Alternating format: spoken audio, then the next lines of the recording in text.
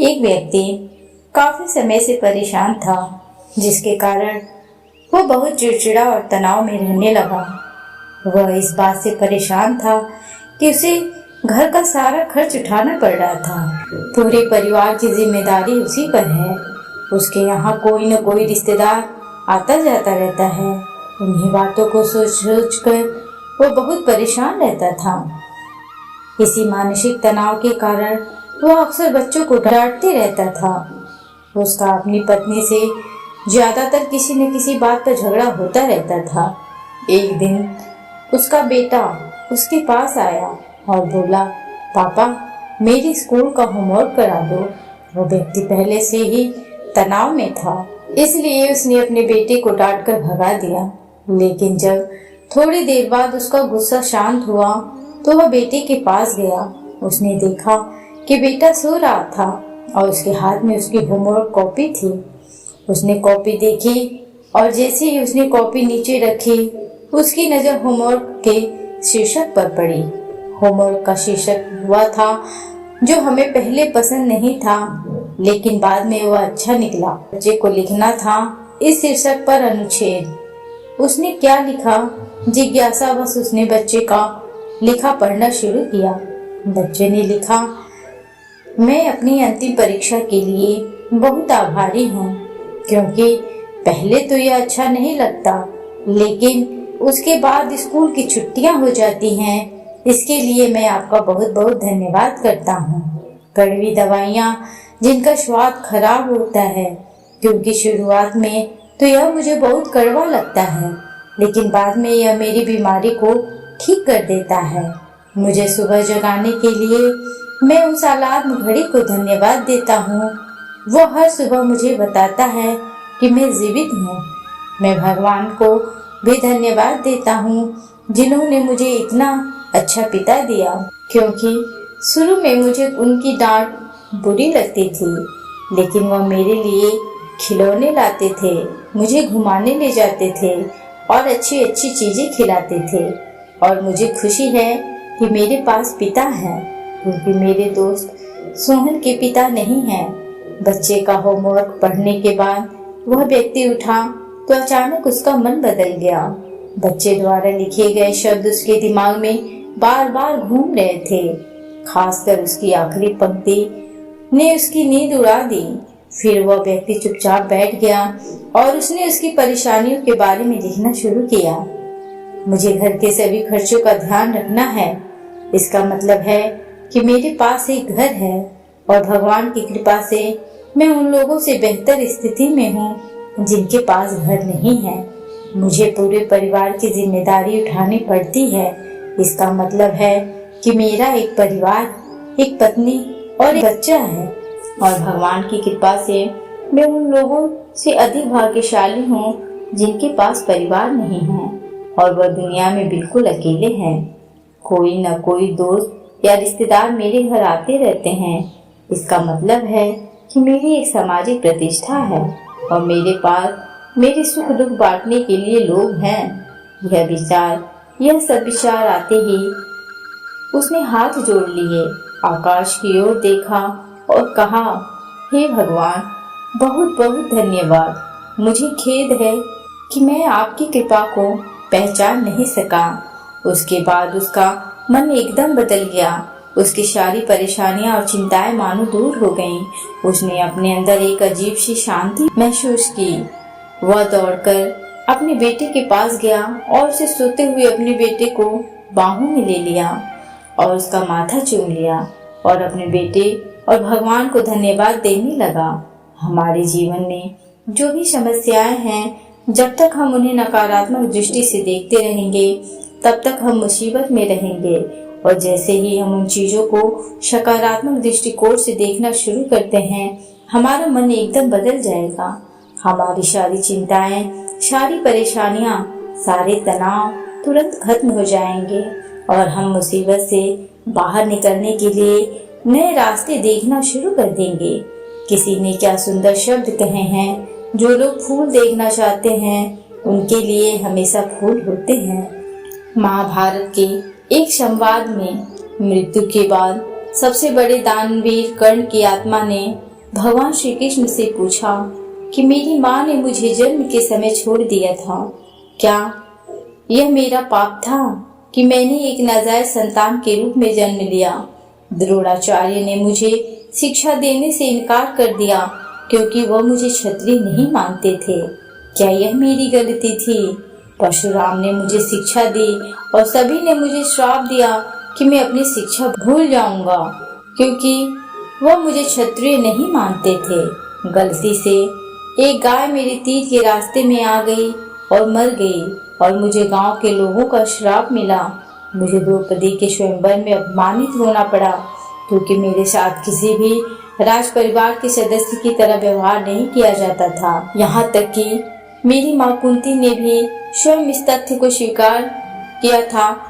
मैं उनके अन्य पुत्रों की तरह ही एक पुत्र हूँ। मुझे जो कुछ भी मिला वह दुर्योधन की कृपा से मिला। तो क्या यह गलत है कि मैं दुर्योधन के प्रति अपनी वफादारी का ऋणी हूँ? श्री कृष्ण मंद मुस्कान के साथ बोले, कर्ण, मैं पैदा होने से पहले जेल में पैदा हुआ था। मेरी मौत कंस मामा के रूप में मेरा इंतजार कर रही थी। जिस रात में पैदा हुआ उसी रात में अपने माता पिता से अलग हो गया था। तुम्हारा बचपन घोड़ों की हिनहिनाहट और धनुष बाणों वाले रथों की छाया में व्यतीत हुआ। मैंने बचपन में गायें चराई और गोबर उठाया। जब मैं चल भी नहीं पाता था मुझ पर कहीं कहीं जानलेवा हमले होते थे। न सेना, न शिक्षा, न गुरुकुल और न महल। मेरे मामा मुझे सबसे बड़ा शत्रु मानते थे।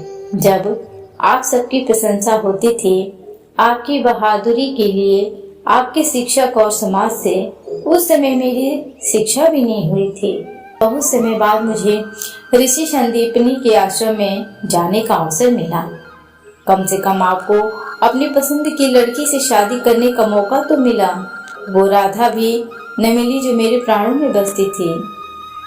मुझे इसे छोड़ना पड़ा। मुझे उन राजनीतिक कारणों से या उन महिलाओं के साथ कई शादियां करनी पड़ी जिन्हें मैंने राक्षसों से मुक्त कराया था। जरासंध के आतंक के कारण मुझे अपने परिवार को यमुना से एक सुदूर प्रांत में ले जाना पड़ा और उन्हें समुद्र के किनारे बसाना पड़ा। दुनिया ने मुझे कायर धोखेबाज कहा। दुर्योधन जीत जाता तो जीत का श्रेय तुम्हें भी मिलता, लेकिन धर्मराज के युद्ध को जीतने का श्रेय अर्जुन को मिला। कौरवों ने अपनी हार के लिए मुझे जिम्मेदार माना। हे कर्ण, किसी का भी जीवन चुनौतियों से मुक्त नहीं है। हर किसी के जीवन में सब कुछ ठीक नहीं होता है। समस्या केवल यह है कि हर कोई अपनी समस्या को सबसे बड़ा मानता है। क्या सच है, क्या उचित है, यह हम अपनी आत्मा की आवाज से निर्धारित करते हैं। इससे कोई फर्क नहीं पड़ता कितनी बार हमारे साथ गलत व्यवहार किया जाता है। इससे कोई फर्क नहीं पड़ता कि कितनी बार हमारा अपमान किया जाता है। कोई फर्क नहीं पड़ता कि कितनी बार हमारे अधिकारों का हनन होता है। लेकिन फर्क सिर्फ इतना है कि हम उन सभी से कैसे निपटते हैं। जो लोग विपरीत परिस्थितियों में भी सकारात्मक सोचते हैं उनके जीवन में कई परेशानियां कम हो जाती हैं। ऐसे में हमारे नकारात्मक विचार हमारे काम को बिगाड़ सकते हैं। इसके लिए हमें हमेशा सकारात्मक सोचना चाहिए। इस संबंध में एक लोक कथा के अनुसार एक गांव में दो ऋषि एक छोटी सी कुटिया में एक साथ रहते थे। दोनों सुबह सुबह अलग अलग गांव में जाकर भिक्षा मांगते हैं और फिर झोपड़ी में लौट आते हैं और फिर दिन भर हनुमान जी का जाप करते रहते हैं। भीख मांगकर उनका जीवन चल रहा था। एक दिन वे दोनों अलग अलग गांवों में भीख मांगने निकले। शाम को दोनों वापस आए तो उन्हें पता चला कि गांव में तूफान आया है। पहले संत अपनी कुटिया पर पहुंचे तो उन्होंने देखा कि आंधी के कारण कुटिया आधी टूट गई है। उसकी त्योरी चढ़ गई और भगवान को कोसने लगे। संत ने सोचा कि मैं रोज मंदिर में भगवान का नाम जपता हूँ, दूसरे गांव में चोरों और लुटेरों के घर सुरक्षित हैं और हमारी झोपड़ी तोड़ दी। हम दिन भर पूजा करते हैं लेकिन भगवान को हमारी कोई परवाह नहीं है। यह भगवान कितना क्रूर है। वे हम जैसे भक्तों को दुख और दुष्टों को सुख देते हैं। कुछ देर बाद एक अन्य संत भी वहां पहुंचे। उन्होंने टूटी झोपड़ी भी देखी। यह देखकर वह बहुत खुश हुआ और अपना सिर जमीन पर रखकर भगवान को धन्यवाद देने लगा। संत बोले, हे भगवान, आज मुझे विश्वास हो गया कि आप सचमुच हमसे प्रेम करते हैं। हमारी भक्ति और आराधना व्यर्थ नहीं गई। आपने इतने भीषण तूफान में भी हमारी आधी झोपड़ी बचा ली। हम आपकी झोपड़ी में आराम कर सकते हैं। आज से मेरा विश्वास और अधिक बढ़ गया है। इस कहानी से यह शिक्षा मिलती है कि हमें हर स्थिति को सकारात्मक दृष्टिकोण से देखना चाहिए। नकारात्मक विचार मानसिक तनाव बढ़ाते हैं और हम अच्छी चीजें भी नहीं देख पाते। और सकारात्मक सोच की शक्ति दिखाने के लिए एक और कहानी सुनिए। एक शहर में एक अमीर व्यापारी रहता था। एक दिन वह व्यापारिक यात्रा पर गया। रास्ते में घना जंगल था जिसे पार करके उसे अपनी मंजिल तक पहुंचना था, लेकिन वह चलने में बहुत थक गया था। इसलिए वह आराम करने के लिए एक पेड़ के नीचे बैठ गया। आराम करते समय उसे प्यास लगी, लेकिन वह पानी नहीं लाया। वह सोचने लगा कि मेरे पास कुछ पानी है ताकि मैं अपनी प्यास बुझा सकूं। जैसे ही उसने ऐसा सोचा, तभी एक चमत्कार हुआ और पानी से भरा एक घड़ा उसके सामने प्रकट हो गया। उसके बाद उसने पानी से अपनी प्यास बुझाई। कुछ देर बाद उसे भूख लग गई, लेकिन उसके पास खाना नहीं था। उसने खुद से कहा कि कितना अच्छा होगा अगर मुझे एक प्लेट में स्वादिष्ट भोजन मिल जाए, मेरी भूख खत्म हो जाएगी। बात करते समय उसके साथ फिर से चमत्कार हुआ और विभिन्न व्यंजनों से भरी थाली सामने आ गई। उसने पेट भरकर खाना खाया और फिर सो गया। उसने अपने मन से कहा कि मैं इस पथरीली जमीन पर कैसे सोऊंगा, काश कोई नरम बिस्तर होता। पलक झपकते ही एक आरामदायक बिस्तर उसके सामने आ गया। वह उस बिस्तर पर लेट गया। उसे ऐसा महसूस हो रहा था जैसे वह स्वर्ग में है, जहाँ उसकी सभी इच्छाएं एक के बाद एक पूरी हो रही हैं। वह इस बात से अनजान था कि जिस पेड़ के नीचे वह लेटा है वह कोई साधारण पेड़ नहीं, बल्कि एक कल्प वृक्ष है जो सभी इच्छाओं को पूरा करने की शक्ति रखता है। बिस्तर पर लेटे लेटे अचानक उसके मन में एक विचार आया। यह जंगल कई तरह के जंगली जानवरों से भरा होगा जो किसी भी वक्त वहाँ हो सकते हैं। ऐसे में वो अपनी रक्षा भी नहीं कर पाएंगे। जैसे ही यह विचार उसके मन में आया, अचानक से एक खूंखार शेर वहां आ गया। वह शेर को अपने सामने देखकर बुरी तरह से भयभीत हो गया कि वह बच भी नहीं सका। शेर ने उस पर हमला किया और उसे मारकर खा गया। इस प्रकार एक नकारात्मक विचार ने उसकी जान ले ली। इसलिए कहा जाता है कि मनुष्य अपने विचारों से प्रभावित होता है। सकारात्मक विचार हमेशा सकारात्मक परिणाम देते हैं, इसलिए हमेशा सकारात्मक सोच रखें। गौतम बुद्ध ने कहा कि ब्रह्मांड की सारी शक्ति पहले से ही हमारी है। हम ही हैं जो अपनी आंखों पर पट्टी बांध लेते हैं और फिर रोते हैं कि कितना अंधेरा है। और जहाँ तक खुशी की बात है तो यह कोई खुशी नहीं है, बल्कि यह हमारे अपने कार्यों से आता है।